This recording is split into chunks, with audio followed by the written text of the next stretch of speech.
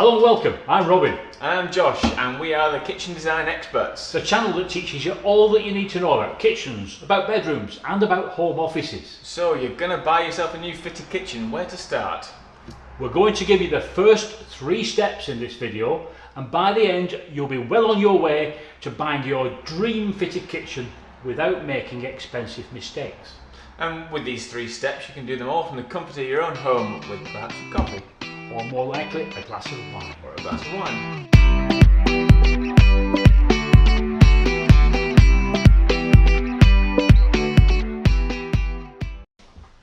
Hi, so this is a series of videos that's going to take you through the necessary steps that you'll have to take when you're buying a fitted kitchen. So, if you're interested in this topic, please subscribe to the channel, hit the little bell and you'll be notified every time one of these important videos comes out. Step 1. Become your own stylist. Think pictures of kitchens. More literally than that, get pictures of kitchens. Think cut and paste. Or in my case, cutting and sticking.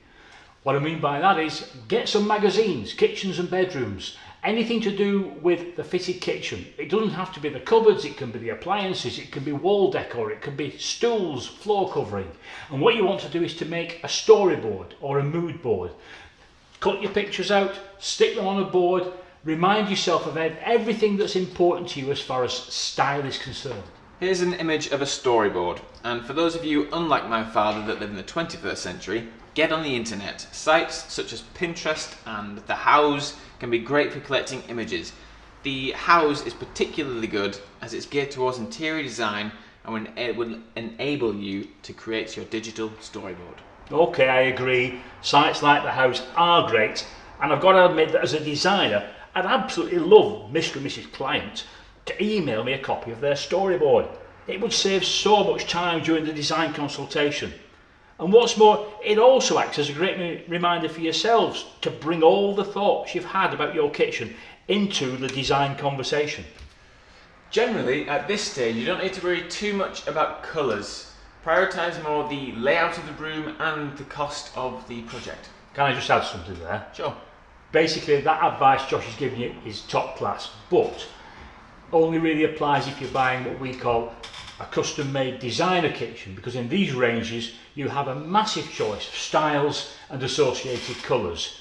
You may have to consider colour at this stage if you're buying an off-the-shelf mass-produced kitchen, because their ranges are a little bit more limited. Don't worry at this stage about the terms we use from custom-made, mass-produced, off-the-shelf. We'll be going through all those in a separate video and more specifically what they mean to you. Good stuff. Right, okay, we're up to step 2. Step 2, create a wish list. Now this is one of the most important parts of the entire process. Please don't miss it out. I'm presuming that if you're having a new fitted kitchen, there's something wrong with your existing kitchen. This is your chance to put that right. And list everything, list all the things that you might want in your dream kitchen. Don't worry about how it's going to fit, that's your designer's job, but do, if you can, prioritise. Just in case, everything that you want to throw into this new kitchen, to do so you need a 20-foot extension. Okay, so here is an example of a wish list. Now remember, list it all, from boiling water taps, ovens at waist height, induction hobs, work centre sinks, quartz worktops, integrated lighting systems. You can even have cameras in your fridges so you know when you're out shopping what you've got in your fridge. Remember, list everything you can think of. One last thing about your wish list. Sometimes, after going through what can be a lengthy process, some of the important items on your wish list have been sacrificed along the way. Sometimes you may realise the main reason for you having the kitchen in the first place hasn't made it through to the final design. This is wrong. Seriously, always revisit your wish list before you place an order and make sure you've included the features that are important to you. That's great advice. Okay, so how are we doing so far? To let us know that you're getting value out of this, just write yes in the comments box below. Your feedback really helps. Okay, so now we're up to step 3. Step 3 is create a hit list. What we're doing here is you're going to get on Google and you're going to search for kitchens and put down your local area. I'd try and restrict it to start with anyway to a radius of about 6 miles. If maybe you live in a more rural area, you might have to extend that to a 10-mile radius. And to start with, you're going to aim looking at 6 kitchens perhaps on Google. Don't go rushing out quite yet, because really you want to take that down to 3 showrooms that you want to visit, and then the end goal being you want 2 of those companies to come out and visit your house. Okay, but don't panic. If it just so happens that you're not happy with any of the companies that you've decided on, we just have to widen your search. Basically, this series of how to buy a fitted kitchen is here to help you find the company that best matches your wish list and your budget. It might not happen straight away. You might have to be patient. So first, how to get your kitchen list from 6 to 3. All you're going to do is pick up the phone and ask them loads of questions, of which we're going to show you now. Let your fingers do the walking. Yellow pages.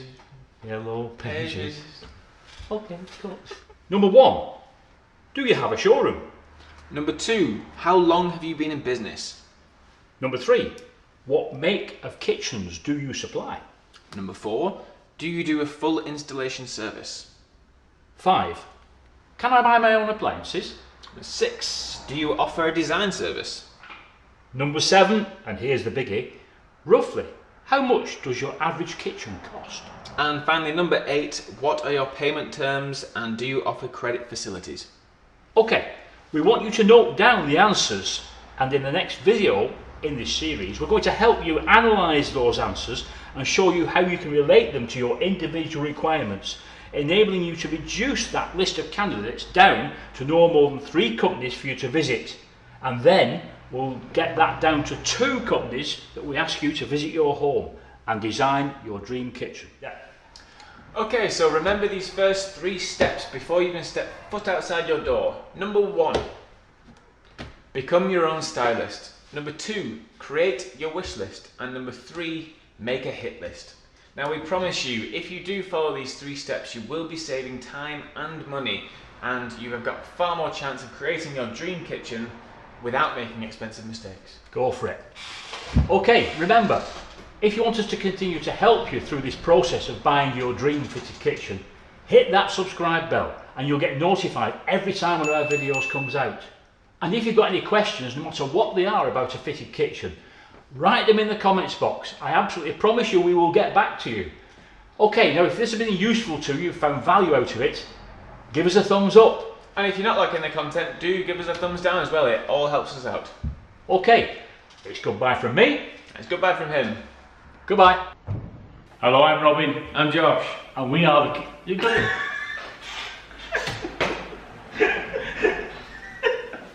You got it. Oh. Right, stop it. Okay.